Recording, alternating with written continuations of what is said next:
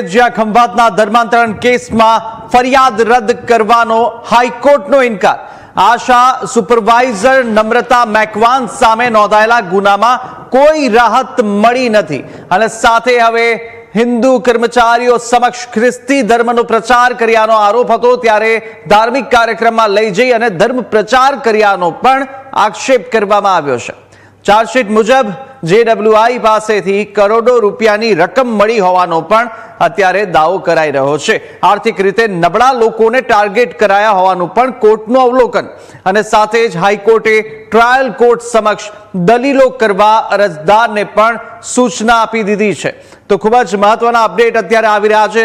ખંભાતના ધર્માંતરણનો case હતો કે જ્યાં આર્થિક રીતે નબળા લોકોને ટાર્ગેટ કરવામાં આવતું હોવાના કોર્ટનું અવલોકન સામે આવી રહ્યું છે અને સાથે જ કોર્ટે સમગ્ર ઘટનાને લઈ અવલોકન કર્યું। તેમાં અનેક એવા જે સામે આવ્યા છે કે જ્યાં ગરીબ વર્ગના લોકો છે અને સાથે જે મજબૂર લોકો છે તેમને ફોસલાવવામાં આવે છે, તેમને અનેક લાલચો આપવામાં આવે છે અને સાથે તેમનું ધર્માંતરણ કરવામાં આવતું હોય। જો કે આજે ફરિયાદ કરવામાં આવી હતી તે રદ કરવા માટે અરજી કરાઈ, જો કે હાઈકોર્ટે સમગ્ર આ ફરિયાદ રદ કરવાનો ઇનકાર કરી દીધો છે।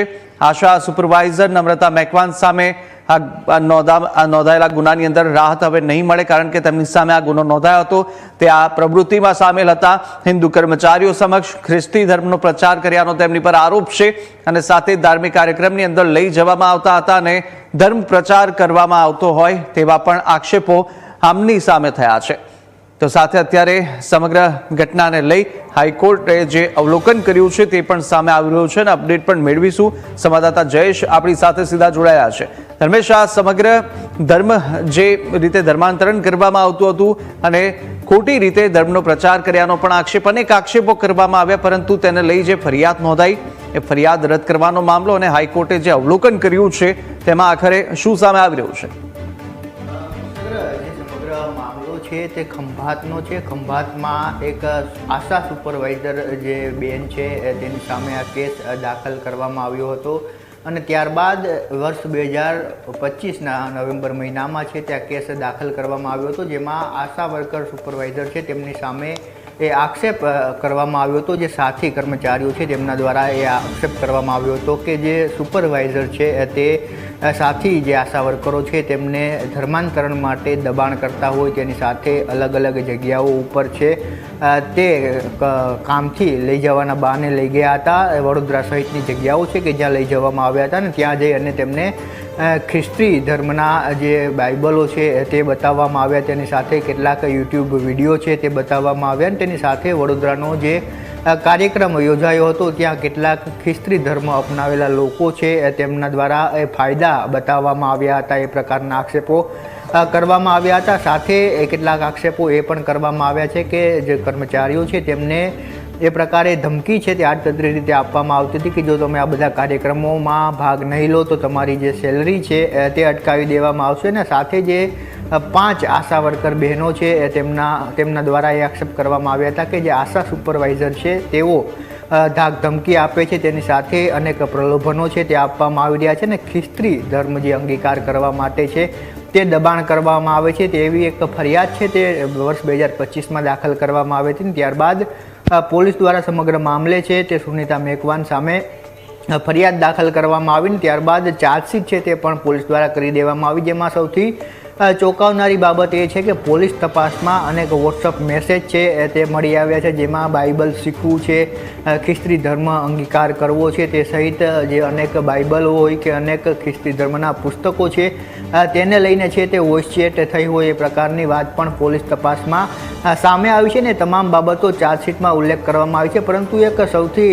મહત્ત્વની બાબત સામે આવી રહી છે કે જે JWI નામનું સંગઠન છે હુમિયાઝ કરીને તે આ જે મહિલા છે આશા સુપરવાઇઝર તેને 30 કરોડ જેટલી રકમ તેમના પરિવારને આપી હોય એ પ્રકારની વિગતો છે તે પણ સામે આવી છે અને ચાર્જશીટમાં જે ઉલ્લેખ કરવામાં આવ્યો છે તે મુજબ ICICI બેંક છે તેના એકાઉન્ટમાં 10 કરોડ રૂપિયા છે તે ક્રેડિટેડ કરવામાં આવ્યા હતા। ત્યારબાદ 7,07,92,96,000 રૂપિયા છે તે ક્રેડિટ કરવામાં આવ્યા હતા। HDFC બેંકમાં 20 કરોડ રૂપિયા છે તે આપવામાં આવ્યા હતા. એટલે કુલ 23 કરોડ જેટલી રકમ છે તે આપવામાં આવી હતી. એ પ્રકારનો આક્ષેપ છે તે કરવામાં આવ્યો. ને જે સંગઠનનું નામ છે જેહોવા વિટનેસીસ ઓફ ઇન્ડિયા, JWI નામનું સંગઠન છે, અને તેમની પાસેથી આ આશા સુપરવાઇઝર છે તેને પૈસા આપવામાં આવ્યા હતા. એટલે રાજ્ય સરકારની એ દલીલ હતી કે આ ગુનો છે તે કોગ્નિઝેબલ ગુનો છે ને તેમાં રાહત ન આપી શકાય. ત્યારબાદ હાઈકોર્ટ દ્વારા પણ એ અવલોકનો